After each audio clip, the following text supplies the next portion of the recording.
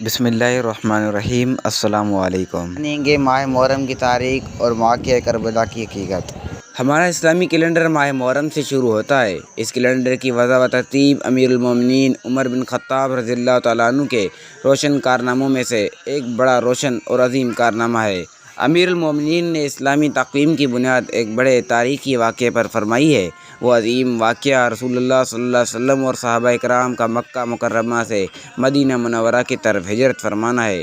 ہجرت کے اس عمل سے اللہ تعالیٰ نے دو جماعتوں کا عمل لیا تھا۔ ایک اہل مکہ جنہیں اسلام کی خاطر ترک وطن اور ترک اہل مال جیسی بڑی مشکلات میں مبتلا کیا اور اس میں وہ پوری طرح کامیاب رہے۔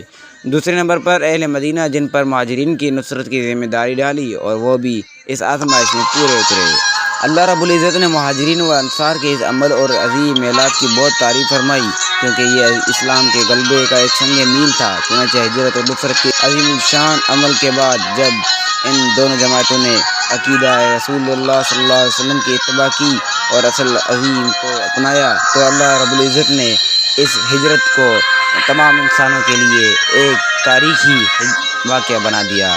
آج بھی ہم ہجرت کے نام سے اس کو پہچانتے اور جانتے ہیں۔ ان تمام واقعات کی بنیاد پر جس پر امیر المومنین عمر بن خطاب نے صحابہ کرام کی مشاورت سے اسلامی کیلنڈر کی بنیاد رکھی تاکہ دروس حدیث اور اس کے بعد پیش آمدہ تمام کارنامے ہر وقت ہمارے مد نظر رہیں۔ اور اس میں نصارہ کی مخالفت ہے، کیونکہ نصارہ نے اپنے کیلنڈر کی بنیاد عیسیٰ علیہ السلام کی پیدائش پر رکھی ہے۔ اگر ہمارا کیلنڈر ہمارے پیغمبر حضرت محمد صلی اللہ علیہ وسلم کی پیدائش پر قائم ہوتا تو اس میں نصارہ کے عمل کی مشاہدت کا پہلو ہوتا، جبکہ رسول اللہ صلی اللہ علیہ وسلم کا ارشاد گرامی ہے کہ یعنی ہر کام میں یہودی اور نصارہ کی مخالفت کرو۔ ہجرت کا واقعہ گو ربیع الاول کے مہینے میں پیش آیا، مگر خلیفہ رسول نے صحابہ کی مشاورت سے سال کا آغاز محرم کے مہینے میں کیا۔ اس میں بھی اسلام کا ایک عظیم پیغام عام کرنا مقصود ہے۔ محرم کا مہینہ حرمت کا مہینہ ہے، جس میں ہماری شریعت نے جنگ و جدال کو حرام قرار دے دیا تھا۔ اسی وجہ سے محرم کو اول نمبر پر رکھا گیا ہے۔ ایک حدیث ہے صحیح بخاری کی، جس میں رسول اللہ صلی اللہ علیہ وسلم نے ارشاد فرمایا، آسمان اور زمینوں کی تخلیق ہی سے زمانہ ایک ہی حیت سے گھوم رہا ہے، یعنی سال کے 12 مہینے ہیں، جن میں سے 4 حرمت والے ہیں اور اس میں سے پہلا مہینہ محرم الحرام کا اسلامی مہینہ ہے۔ اسی لحاظ سے اسلامی کیلنڈر کی ابتدا اس محرم الحرام حرمت والے مہینے سے شروع ہوئی ہے۔ محرم میں بہت ساری بدعتیں شروع کی جاتی ہیں اور واقعہ کربلا کے متعلق بہت سے غلط واعظین اور خطبے دیتے ہیں، جسے گویا تاریخ اسلام میں حق و باطل کا سب سے بڑا معرکہ ہو۔ حقیقت یہ ہے کہ بعض واقعات جو نہایت مشہور سینکڑوں برس سے نقل ہوتے چلے آ رہے ہیں، سر سے بے بنیاد اور بے اصل ہیں۔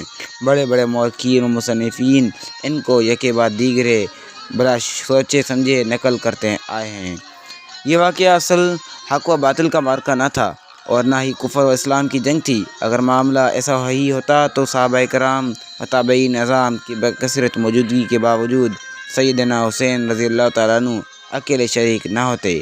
دراصل یہ ایک سیاسی نوعیت کا تصادم تھا، جس میں ایک طرف جگر گوشہ بطول سیدنا حسین رضی اللہ تعالیٰ عنہ تھے تو دوسری طرف کاتب وحی سیدنا معاویہ کے فرزند امیر یزید تھے۔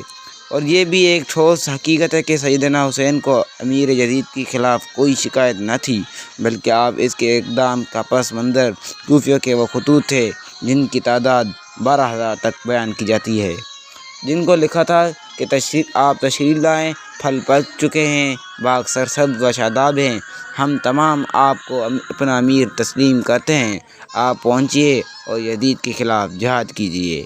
یہی وجہ تھی کہ آپ اپنا پورا خاندان ساتھ لے کر نہیں گئے تھے، بلکہ جب آپ کوفہ کی طرف عازم سفر ہوئے تو آپ کے قریبی رشتہ داروں نے روکنے کی بھرپور کوشش کی اور اس اقدام کے خطرناک نتائج سے آپ کو آگاہ بھی کیا۔ روکنے والوں میں سیدنا عبداللہ بن عمر، سیدنا عبداللہ بن عباس، سیدنا جابر بن عبداللہ اور سیدنا ابو الواقد لیثی، سیدنا ابو دردہ رضی اللہ تعالیٰ عنہم اور آپ کے بھائی محمد ابن حنیفہ رحمۃ اللہ علیہ نمایاں تھے۔ ان کے باوجود نہ آپ نے اپنا ارادہ ملتوی کیا اور نہ ہی اپنے موقف کے مقابلے میں کوئی دلیل پیش کی جو اس بات کا مظہر ہے کہ آپ نے محض اہل کوفہ کے خطوط کی بنا پر یہ سفر شروع کیا۔ आपने अपने चचा ज़ाद भाई सैयदना मुस्लिम बिन अकील रहमतुल्लाह अलैह को हालात के आगाही के लिए कूफा रवाना कर दिया था। अभी आप रास्ते में ही थे कि मुस्लिम बिन अकील की शहादत की खबर मिली, जिन्हें कूफियों ने इंतहाई बेदर्दी से कत्ल कर दिया था। इस अलमनाक वाक़े से आपका अहले कूफा पर एतमाद ख़त्म हो गया और आपने फरासत ईमानी का मुजाहरा करते हुए अपने मौक़िफ़ से रुजू कर लिया और रास्ते ही से वापसी का अज़म ज़ाहिर किया। मगर मुस्लिम बिन अकील के भाइयों ने कहा कि हम या तो अपने भाई का बदला लेंगे या खुद लड़कर मर जाएंगे। सैयदना हुसैन के लिए ये लम्हा यकीनन इंतहाई कठिन था। छोटे छोटे बच्चे और ख़वातीन हमरा थीं और जिस मैदान पर ये सफ़र इख्तियार किया था वह दम तोड़ चुकी थी। मुस्लिम बिन अकील के भाई वापसी के इरादे में माने थे और साथ ही वो कूफ़ी भी थे जो मक्का से आपको अपने हमरा लाए थे। उन्होंने इस मौके पर कहना शुरू कर दिया, मुस्लिम बिन अकील की बात और थी और आपकी बात कुछ और है। आप जो ही कूफा पहुंचेंगे तमाम लोग आपकी खिदमत में हाज़िर हो जाएंगे और यूं इस काफ़िले का सफ़र कूफा की जानिब जारी रहा। जब आप करबला के मकाम पर पहुंचे तो आमिल कूफा उबैदुल्लाह इब्न ज़ियाद ने इंतहाई दर्द अंदेशी से काम लेते हुए सैयदना हुसैन के दो मामों उमर बिन साद और शिमर ज़ी अल जोश को सैयदना हुसैन रज़ियल्लाहु तआला अन्हु के काफ़िले की जानिब रवाना किया।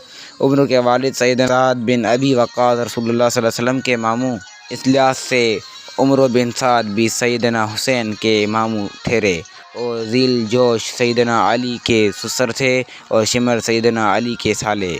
इब्न ज़ियाद ने इन दोनों का इंतखाब इसलिए किया ताकि रिश्तेदारी की वजह से आज़ादाना माहौल में आपस में गुफ्तगू हो सके।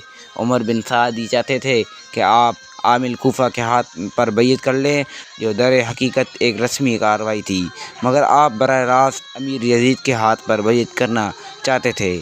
शायद आपकी खुददारी तबीयत ने यह गवारा ना किया कि चूँकि काफ़िला दमिश्क की तरफ रवाना हो चुका था और यह हकीकत है कि करबला दमिश्क की तरफ जाने वाले रास्ते पर पड़ता है, इसलिए उमर बिन साद ने इब्न ज़ियाद के हाथ पर बैयत करने के लिए भी ज़ोर नहीं दिया। अब आप सरकारी फ़ौज की मैयत में दमिश्क की जानिब रवाना थे। ये सूरत हाल देख कर मक्का से हमरा आने वाले कूफियों ने वहाँ से निकलना चाहा, क्योंकि इस सारे फितने के करता धरता यही कूफी थे और दमिश्क जाने की सूरत में इन फरेबकारियों की पोल खुल जाती। इसी इस्ना में उमर बिन साद ने इन्हें घेरे में ले लिया।